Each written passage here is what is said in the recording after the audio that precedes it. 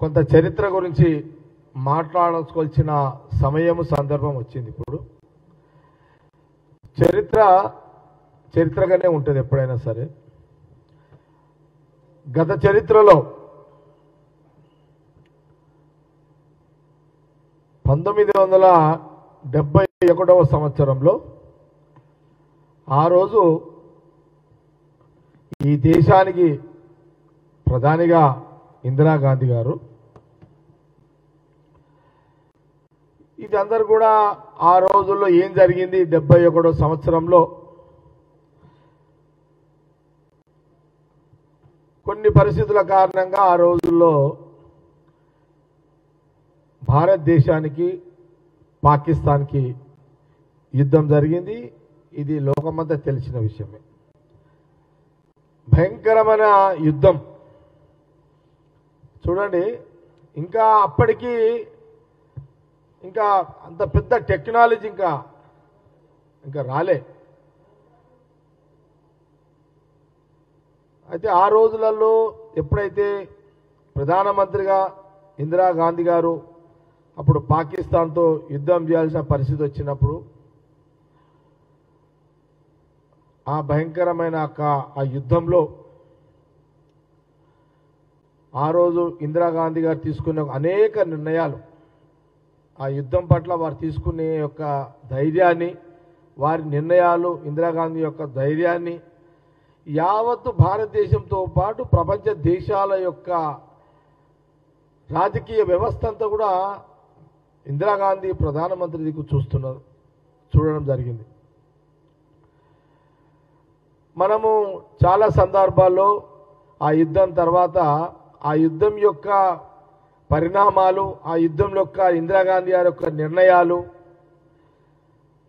ఆమె యొక్క ధైర్యము, ఆమె యొక్క ధైర్య సాహసాలు, నిర్ణయాలు, ఇందిరాగాంధీ నిర్ణయాలు తీసుకోవడం దాని వెనుక కూడా ఆ రోజులలో ఏ ఒక్క ప్రతిపక్ష పార్టీ నాయకుడు కూడా ఒక మాట ఎవరితోటి విమర్శలు తావు లేకుండా ఆ రోజు పాకిస్తాన్ తోటి యుద్ధం చేయడం జరిగింది.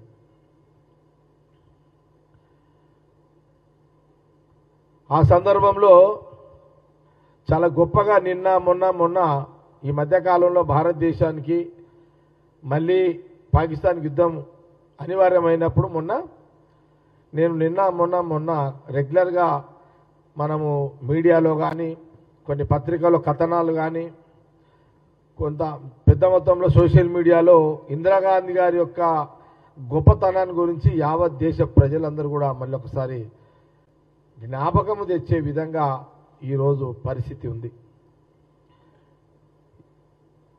రాజకీయాలకు అతీతంగా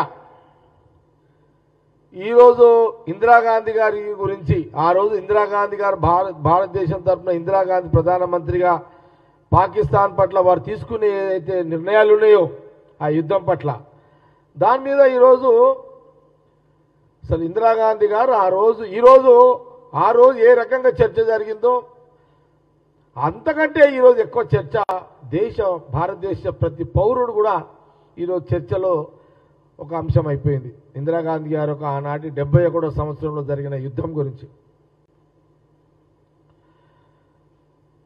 ఆ రోజు అమెరికా, ఆనాటి నుంచి కూడా ప్రపంచ దేశాలు భారతదేశంతో ఉన్న యొక్క సత్సంబంధాలు, ఫ్రెండ్షిప్ ఏదైతే ఉండేనో ఆ రోజు ఇందిరాగాంధీ గారు తీసుకున్న పాకిస్తాన్ యుద్ధంలో మరి ఆ రోజు కూడా అమెరికా ప్రెసిడెంట్ ఇన్వాల్వ్మెంట్ కావడము, వాళ్ళు కాంప్రమైజ్ చేయాలని ప్రయత్నం చేయడము, యుద్ధం ఆపాలని ప్రయత్నం చేయడము. కానీ ఆ రోజు అమెరికా అధ్యక్షుడు ఎంత చెప్పినా ఇది భారతదేశం యొక్క నిర్ణయము, భారతదేశం ప్రజల యొక్క నిర్ణయము, వెనక్కు తగ్గేది లేదు.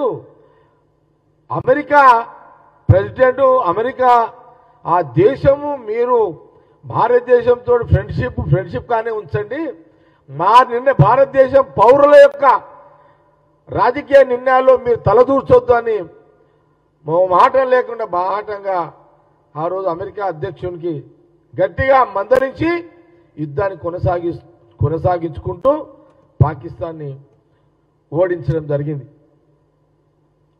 తప్పని పరిస్థితులలో ఆ రోజు పాకిస్తాన్ ప్రధాని, ఆ ప్రెసిడెంట్ వాళ్ళందరూ కూడా భారతదేశాన్ని ముందు తల వంచిన రోజు ఆ రోజు.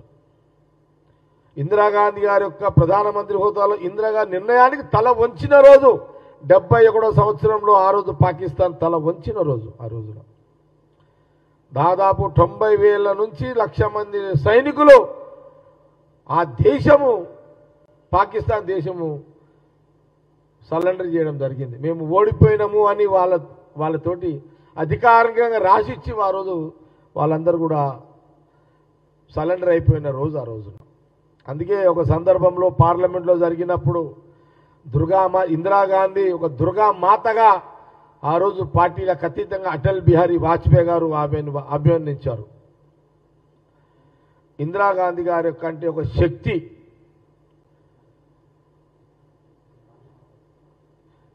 కాళీ మాత అంటే ఇది ప్రజలు ఆ రోజులలో ఒక దుర్గామాత, ఒక కాళీమాత దైవం తనతో ఒక దైవం లాంటిది అని ఆమె మన ఇళ్ళలో కూడా మన తల్లిదండ్రులు కూడా బహుశా మనకున్న ఇప్పుడున్న రకరకాలుగా ఉండవచ్చు, కానీ ఆ రోజులలో మన పెద్దలు మన తల్లిదండ్రులు కూడా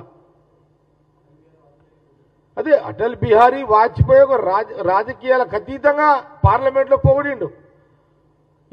ఇందిరాజీ ఒక దుర్గా మాత దిక్రీ హై అని చెప్పి ఆ రోజు అటల్ బిహారీ వాజ్పేయి గారు అన్నారు ఆ రోజున. అంటే అట్లనే యావత్ భారతదేశంలో యుద్ధం కంటే ముందు కూడా ఇందిరాగాంధీ గారు అంటే ఒక మహాశక్తి, దుర్గమ్మ తల్లి అవతారము అనే ఒక భావన దేశ ప్రజల్లో ఆ రోజులలో ఉండే, ఇప్పటికీ అట్లనే ఉన్నది. దైవం తర్వాత ఒక దైవంగా ఆమె నిర్ణయాలను దేశ ప్రజలు ఎప్పుడు స్వాగతిస్తూనే ఉన్నారు. ఈ కులము ఆ మతము కాదు, అన్ని కులాలు అన్ని మతాలు ఆమె నిర్ణయము ఆ రకంగా ఉంటుండే. దేశము దేశ ప్రజలు సుఖశాంతులతో ఉండాలని, సంతోషంగా ఉండాలని అనేక వారి యొక్క పరిపాలనలో అనేక మార్పులు వారు తీసుకురావడము, దేశ ప్రజలకు మేలు చేసే రకంగా ఉండడము వారి యొక్క పరిపాలన అట్లుండే.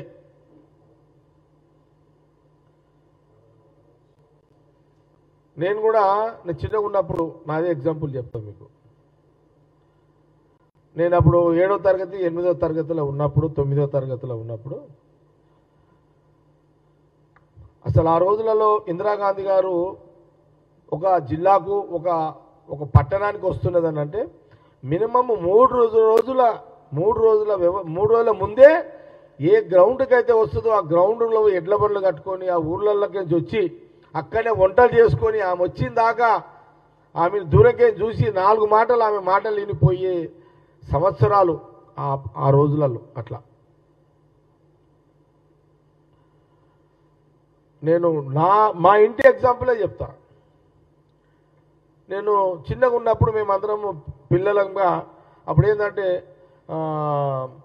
అంటే నేను వాస్తవమే చెప్తున్నా. నేను చిన్నగా ఉన్నప్పుడు 6వ తరగతి 5వ తరగతి 6వ తరగతి 7వ తరగతి 8వ తరగతి ఉన్నప్పుడు మేమంతా పిల్లలుగా ఉన్నప్పుడు మేమంతా బస్తీలలో శాఖలు జరిగేటి, ఆర్ఎస్ఎస్ శాఖలు జరిగేటి. ఆ రోజు ఆర్ఎస్ఎస్ అంటే ఒక పార్టీ కాదు, అది చిన్నపిల్లలం అందరం ఆడుకునే ఒక లెసన్. అక్కడ సాయంత్రం పూట మేము పోయేటోళ్ళం చిన్నగా ఉన్నప్పుడు. నేను కూడా పోయేటోని, బస్తీలో అందరం పోయేటోళ్ళం శాఖకు ఆ రోజులలో. అయితే నేను ఆ రోజులలో మన పూర్వీకులు మన తల్లిదండ్రుల యొక్క ఏ రకంగా ఉంటుంది అన్నది నేను మా అమ్మని చూస్తుంటే, మా అమ్మ దుర్గామాత ఫోటో పక్కకు ఇందిరాగాంధీ ఫోటో,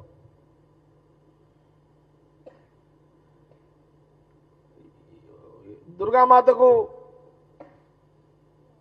ఫోటోకి అమ్మవారికి దుర్గామాతకు అగరబత్తీలు ముట్టించిన తర్వాత మళ్ళీ ఇందిరాగాంధీ ఫోటో ముందు కూడా అగరబత్తీలు పెట్టే పరిస్థితులు నేను చూస్తున్నాను. నా ఇంట్లోనే ప్రాక్టికల్గా చూస్తున్నా. ఇట్లా ప్రతి ఇంట్లో అలా పూజింపబడ్డ ఒక శక్తి, ఒక మహానాయకురాలు ఈ దేశ రాజకీయాలు ఎవరయ్యా అంటే ఇందిరాగాంధీ గారే. ఇది మనం గొప్పలు చెప్పుకునేది కాదు, ఇది వాస్తవాలను నేను మళ్ళీ ఒకసారి రిమైండ్ చేస్తున్నా. అంతా కూడా ఇవి నిజాలు కాబట్టి రిమైండ్ చేస్తున్నా. అందుకే ఈరోజు చూడండి, అసలు ఇప్పుడు జరుగుతున్న భారతదేశానికి, ఇప్పుడు పాకిస్తాన్ జరుగుతున్న యుద్ధం గురించి చర్చ జరగాలి. నిన్న నేను ఒక పేపర్లో కూడా చూసిన, ఆంధ్రజ్యోతిలో ఒక ఆర్టికల్ చూసాను. నిన్న ఆంధ్రజ్యోతిలో ఒక ఆర్టికల్ రాశారు. ఇప్పుడు జరుగుతున్న యుద్ధాన్ని గురించి రాసుకుంటూ ఇందిరాగాంధీ గారి యొక్క ఆనాటి చరిత్ర మొత్తం కూడా రాయడం జరిగింది. అంటే ఈరోజు ఇందిరాగాంధీ గారు ఆ రోజు 71 జరిగిన ఈ పాకిస్తాన్ యుద్ధాన్ని ఎట్లయితే విజయవంతం చేసిందో, ఆ రోజులలో అమెరికా ప్రెసిడెంట్ యుద్ధం వద్దు ఆగండి అని చెప్పినా కూడా వాళ్ళ మాటలు ఖాతరు, అమెరికా ప్రెసిడెంట్ చెప్పిన మాటలు ఖాతరు చేయకుండా దేశ భద్రతను దృష్టిలో పెట్టుకొని యుద్ధాన్ని కొనసాగిస్తూ పాకిస్తాన్ని ఓడించడం జరిగింది. అది ఒక చరిత్ర, ఇందిరాగాంధీ గారి యొక్క చరిత్ర.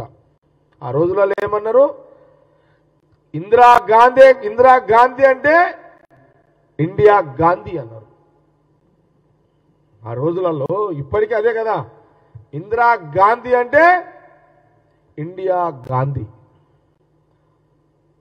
ఈ బిరుదు, ఈ మాట, ఈ పేరు ఎవరు తీసుకొచ్చారు? ఈ దేశ ప్రజలు చెప్పిన మాట ఇది. అలాంటి యొక్క పరిపాలన, అలాంటి యొక్క నిర్ణయాలు, అలాంటి చరిత్రతో కూడుకున్న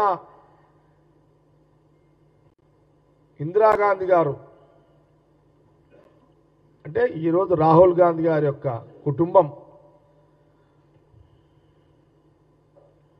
రాహుల్ గాంధీ గారి యొక్క నాయనమ్మ,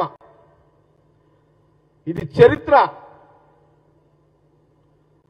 ఆ కుటుంబం యొక్క, రాహుల్ గాంధీ గారి యొక్క కుటుంబము, ఇందిరాగాంధీ గారి యొక్క చరిత్ర ఇదంతా కూడా.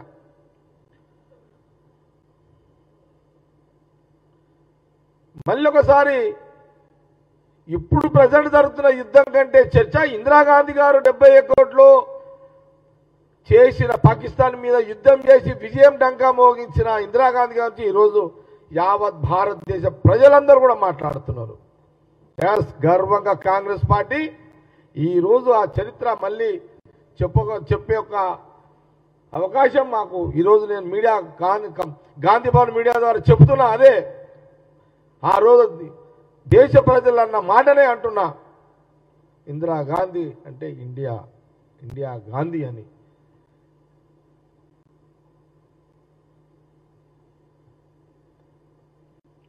కాబట్టి ప్రస్తుతానికి జరుగుతున్న యుద్ధం పట్ల నేను ప్రస్తావన పోదాల్చుకోలేదు. ఒకసారి చరిత్ర, ఇందిరాగాంధీ గారి కథనాలు పేపర్లలో వస్తున్నాయి, సోషల్ మీడియాలో వస్తున్నాయి, ఎలక్ట్రానిక్ మీడియాలో వస్తున్నాయి. కాబట్టి మళ్ళీ ఒకసారి ఇందిరాగాంధీ, రాహుల్ గాంధీ గారి యొక్క కుటుంబం యొక్క చరిత్ర ఇందిరాగాంధీ గారు చెప్పాల్సిన కాంగ్రెస్ పార్టీ కార్యకర్తగా నేను మళ్ళొకసారి కాంగ్రెస్ పార్టీ గాంధీ భవన్ మీడియా ద్వారా యావత్ సమాజానికి నేను కూడా తెలియజేసే ప్రయత్నంలో ఈ ప్రయత్నము ప్రస్తుతానికి జరుగుతున్న యుద్ధాన్ని పట్ల కానీ ఆల్రెడీ ఎవరు కూడా దీంట్లో మాట్లాడొద్దు అని ఏఐసిసి కేసీ వేణుగోపాల్ గారి యొక్క డైరెక్షన్ ఉంది. కాబట్టి దాని జోలికి పోతలేను. గత చరిత్రని మళ్ళీ ఆల్రెడీ మీడియాలో వస్తుంది కాబట్టి ఈరోజు మాట్లాడడం కూడా జరిగింది.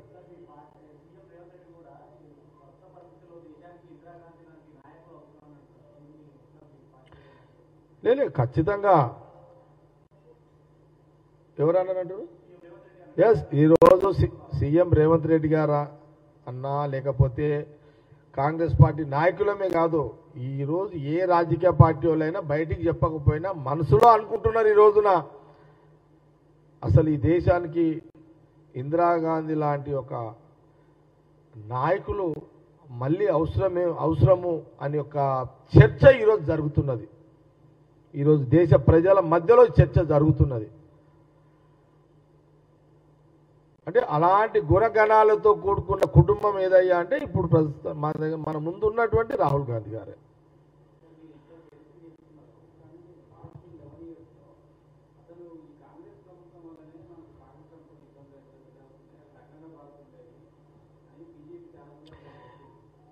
బీజేపీ ఎన్ని మాట్లాడని బీజేపీకి మాట్లాడేదానికి తోక ఉండదు, తొండ ఉండదు, ఏముండదు.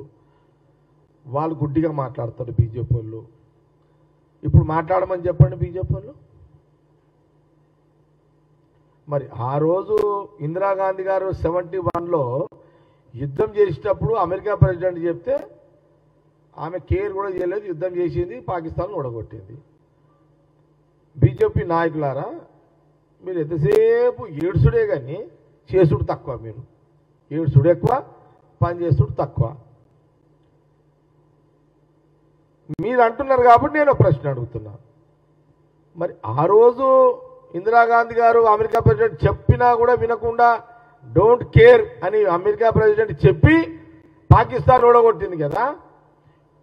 మరి ఇప్పుడున్న ట్రంప్ ప్రెసిడెంట్ కాంప్రమైజ్ అనగానే మీరు మరి ఎందుకు డ్రాప్ అయ్యారు?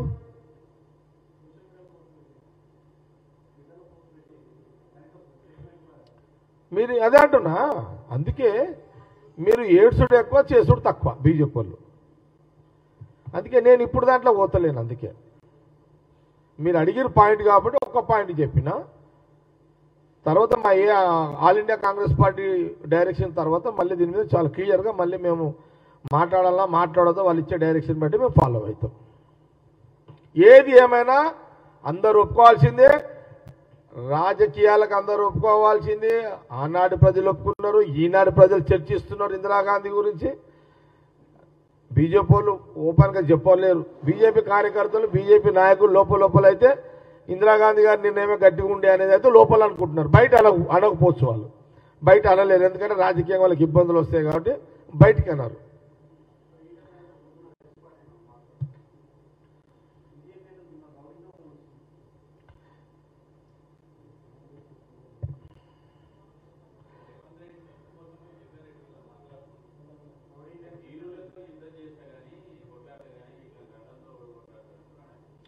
నేను ఒక మాట అడుగుతున్నా భాయ్. సరే, నేను మళ్ళీ మీడియాలో ఇప్పుడు చూసిన మీరు మన గాంధీ భవన్ మీడియా మిత్రులు అడుగుతున్నారు. యాక్చువల్గా ఇందిరాగాంధీ వారు తీసుకున్న ధైర్య సాహసాల దాని మీద చెప్పుకోవాల్సిన సందర్భంలో మళ్ళీ Etela Rajender comment non sense. ఇది యాక్చువల్గా ఆయన కౌంటర్ నాన్ సెన్స్. అది ఈటల రాజేందర్ మళ్ళీ కౌంటర్ వేసిండు అని మీరు అడుగుతున్నారు. Non sense. ఏమన్నాడు సార్ అతను? ప్రతాప్, నేను ఒక మాట అడుగుతున్నా ప్లీజ్, నాకు క్లారిఫై చేసినాక నేను ఈటల రాజేందర్ మీడియా ద్వారా అడుగుతున్నా, గాంధీ భవన్ మీడియాని కూడా అడుగుతున్నా. ఇది ఒక్కదానికే మాట్లాడతా. రండా అంటే అర్థమైంది చెప్పండి. ఈటల రాజేందర్ అన్నా చెప్పాలి, మీరు గాంధీ భవన్ మీడియా అన్నా చెప్పాలి. రండా అంటే అర్థమైంది. ఎవరన్నా వాడని. రండా అంటే అర్థం ఏంటి నాకు చెప్పండి. మీరు చెప్తే దాన్ని బట్టి నేను జవాబు ఇవ్వగలుగుతాను. అంటే ఈటల రాజేందర్కి రండా అంటే అర్థం తెలిసి మాట్లాడిండా, రండా అంటే తెలియక మాట్లాడిండా? ఇప్పుడు రేవంత్ రెడ్డి నన్నా కాంగ్రెస్ నన్నా ఒకటే, కాంగ్రెస్ నన్నా రేవంత్ రెడ్డి నన్నా ఒకటే, మినిస్టర్లన్నా కాంగ్రెస్ పార్టీ నన్నా ఒకటే. ఓకే, నీ దానికి నేను జవాబు ఇస్తా. రండా అంటే తెలిసి దాని అర్థం ఏంటిది అనేది నాకైతే వాస్తవం తెలియదు. రండా అంటే ఎవరిని?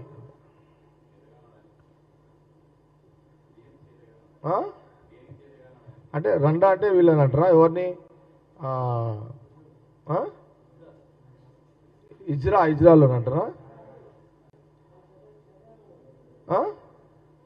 మీకే తెలియదు, ఇక నేనేం చెప్పాలి? నేను దాని అర్థం మీరైనా చెప్పండి, అతనైనా చెప్పాలి కదా. అంటే అది ఇజ్రాలనా?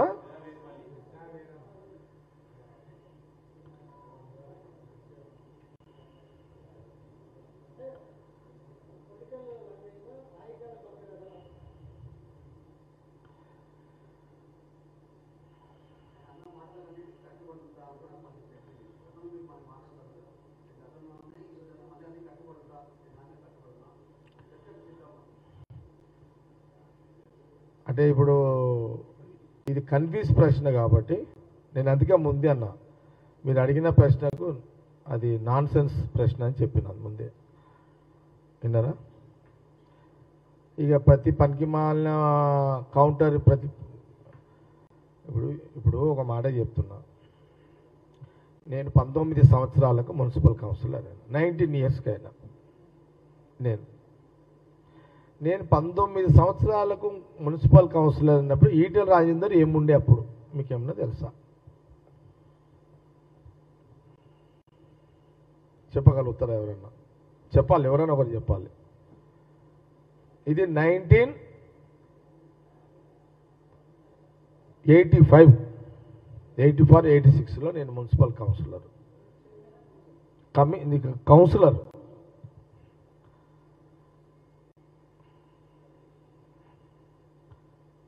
దా ప్రేమ్ రా, ఎందుకు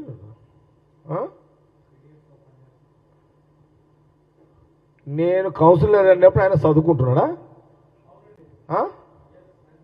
మరి సరే ఏడని ఉండను, కానీ నేనేమంటున్నా అంటే నేను కౌన్సిలర్ ఉన్నప్పుడు ఈటెల రాజేందర్ చదువుకుంటున్నాడు.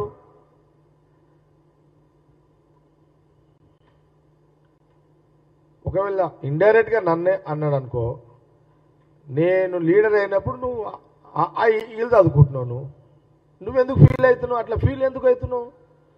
ఏం పర్సనాలిటీ నీది? జగ్గారెడ్డి, రేవంత్ రెడ్డి, ఉత్తమ్ రెడ్డి, వెంకటరెడ్డి, మా పర్సనాలిటీల ముందు అదొక పర్సనాలిటీ. అదేమన్నా ఎందుకు ఫీల్ అవుతున్నావు? ఈటెల రాజేందర్ నువ్వెందుకు ఫీల్ అవుతున్నావు? నేను కౌన్సిలర్గా ఉన్నప్పుడు నువ్వు ఇంకా రోడ్డు మీదకే రాలేదు, ఇది చదువుకుంటున్నావు. నీకెంత అంత అవసరమా నీకేమన్నా?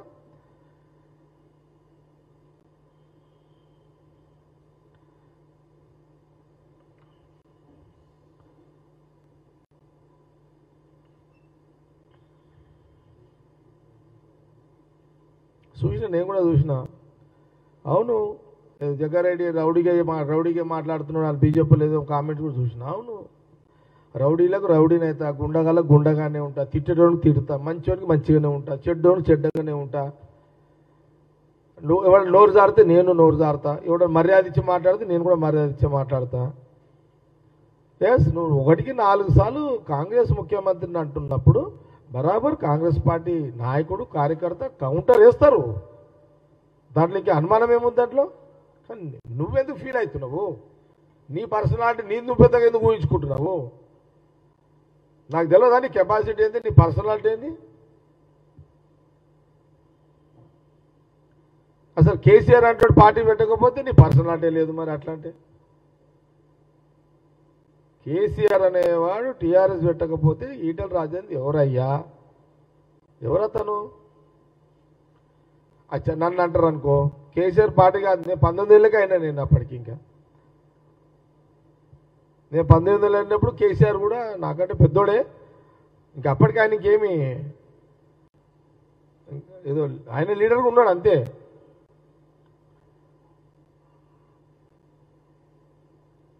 ఇప్పుడు 19 ఏళ్ళగా కౌన్సిలర్, నాకే ఫీలింగ్ లేదు. ఎవరిదో పుణ్యమా అని చెప్పి నువ్వు లీడర్ అయ్యి నీకా ఫీలింగ్ ఎందుకే? బంద్ చేసుకో ఇప్పటికైనా. నువ్వు కౌంటర్లో మమ్మల్ని కాంగ్రెస్ వాళ్ళని తట్టుకోలేవు ఈటెల రాజేందర్. నువ్వు ఒక్క పదం వాడితే మేము 10 పదాలు వాడతాము. నువ్వు ఒక్క తిట్లు తిడితే 100 తిట్లు తిడతాము. నీ వల్ల కాదు.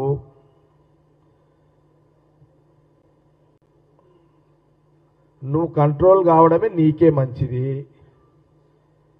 నువ్వు కంట్రోల్ అయ్యి నీవు కంట్రోల్ అయితే నీ పరువు నువ్వే దక్కించుకుని నువ్వు అవుతావు. నువ్వు నోరు జారితే మేము 10 సార్లు నోరు జారుతాము, నీ పరువే పోతుంది.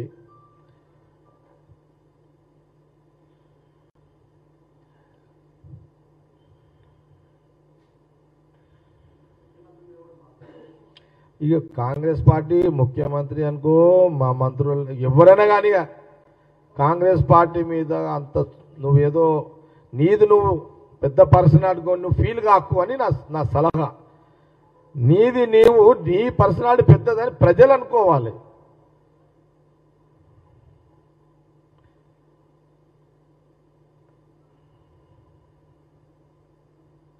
కాబట్టి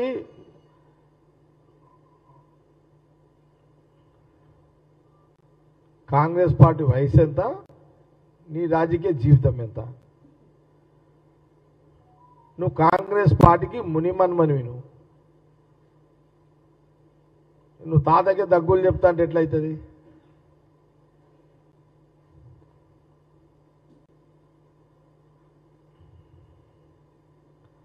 వయసు రీత్యా చూస్తే బీజేపీకి కూడా తాతనే అవుతుంది.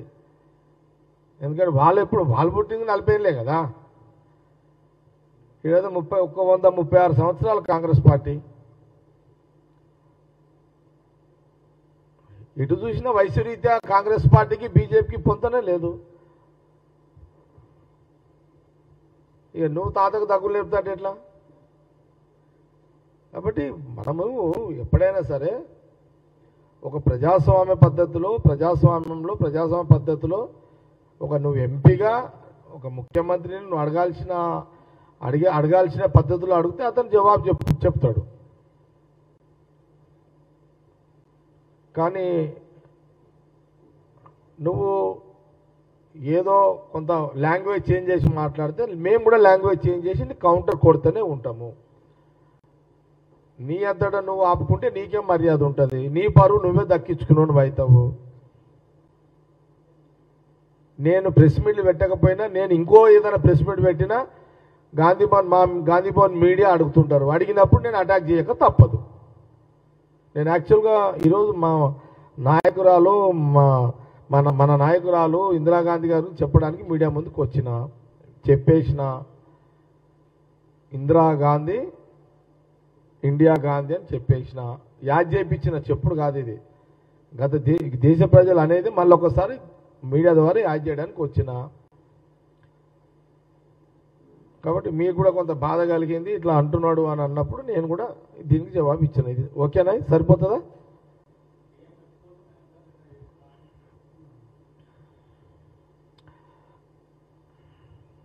చిన్న పిల్లలు మాట్లాడుతున్నాడు రాజేందర్. ఎవరు మాట్లాడినా ఏముంటుంది చెప్పు.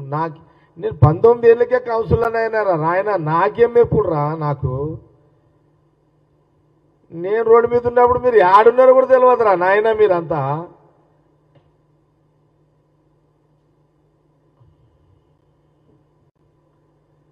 నా సంగతి కావాలంటే కిషన్ రెడ్డి గారిని అడగండి, బండారు దత్తాత్రేయ గారిని అడగండి, వెంకయ్య నాయుడు గారిని అడగండి, ఆ ఇంద్రసేనారెడ్డి గారిని అడగండి, ఆ హైదరాబాద్లో ఉంటాడు భగవంతరావు గారు అని ఆయనని అడగండి, వైకృష్ణని అడగండి, ఆ వెంకటరెడ్డి అని ఉంటాడు అడగండి, బైసాబ్ లేడు, నరేంద్ర బైసాబ్ లేడు, వాళ్ళని అడుగుంటారా నాయన. నా చరిత్ర చెప్తారు. రాజేందర్ నువ్వు చిన్న పిల్లగాని, ఇంకా మళ్ళీ చెప్తున్నా, రాజకీయంలో బీజేపీలా నా చరిత్ర ఒకసారి వాళ్ళని ఇంతమంది పేర్లు చెప్పినా కదా ఒక్కని అడుగుని వాళ్ళే మీరు చెక్ చేయండి పోయి. మనం ఎప్పుడైనా మనం మాట్లాడితే ఎదుటోడు మనం కౌంటర్ వేసేటట్టు ఉండొద్దు. నువ్వు ఒక్కరిదైతేనే 10 ఎడుతున్నా, నీకు స్ట్రాటజీ కూడా తెలియదు. ఈటల రాజేందర్కి ఎట్లా మాట్లాడో తెలియదు, ఎట్లా కౌంటర్ వేయాలో తెలియదు, ప్రతిపక్ష పాత్ర ఎట్లా పోషించాలో కూడా తెలియదు ఈటల రాజేందర్కి. బీఆర్ఎస్ అది నస ఉండే అనుకుంటా కేసీఆర్ గారికి. ఈ అమ్మ ఈడే నసరా అని పోయి అమ్మ పోయింది మేలని అనుకున్నాడే, పోయిందాకా పంపించేసిండట. ఆడబెట్టుకుంటారా నసగాలని, నస అనుకుంటే అందుకే కేసీఆర్ బయటికి వెళ్ళగొట్టినట్టున్నాడు.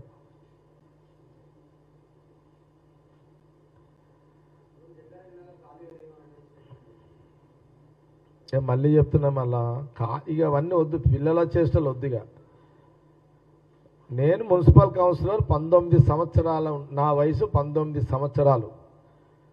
అండర్ ఏజ్ కింద మున్సిపల్ కౌన్సిలర్గా గెలిచిన నేను. నా మీద నా ప్రత్యర్థి అపోజిషన్ లీడరు కోర్టులు వేసిండు. 4 సంవత్సరాల తర్వాత అండర్ ఏజ్ కింద నువ్వు కౌన్సిలర్ కాబడ్డావు, నీ కేసు కొట్టేస్తుంది, నీ కౌన్సిలర్ కొట్టేస్తున్నాను కొట్టేసింది అది. అరే నేను అండర్ ఏజ్లో కౌన్సిలర్ అయినారా నాయన మీరు నా కథలు చెప్తారు. నేను ఎంతమంది కథలు చెప్పినా, ఎంతమందిని చూసినా, ఎన్ని కత్తులు తిప్పినా, ఎన్ని కథలు చెప్పినా పిల్లల పరిష్కారం మారుతారేనా ఏమి కాదు ఇక అది అది ఏంది ఈ ఫోన్లలో కొట్టుకుంటే కూర్చుంటారు అయిపోయా అదేం కొట్టుకుంటారా నాయన అది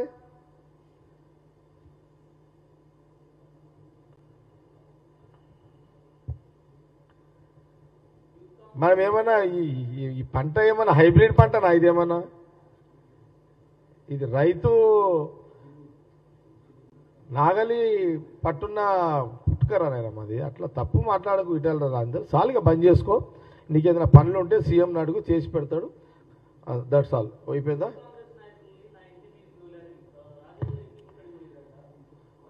నాకు తెలియదు అది వదిలే ఇక నేను ఇంతకంటే ఎక్కువ చెప్పినా కదా శేఖర్ పెద్ద పెద్ద చెప్పినా కదా అదే ఓకేనా థ్యాంక్ యూ కానీ ఒకటైతే ఒకటి నిజమేంది ఇందిరాగాంధీ ఇండియా గాంధీ రాహుల్ గాంధీ గారి నాయనమ్మ ఆ కుటుంబం చరిత్ర ఇది చరిత్రనే ఈ చరిత్ర ఇలాంటి నిర్ణయాలు ఈ చరిత్ర ఎవరు ఎన్ని ప్రయత్నాలు చేసినా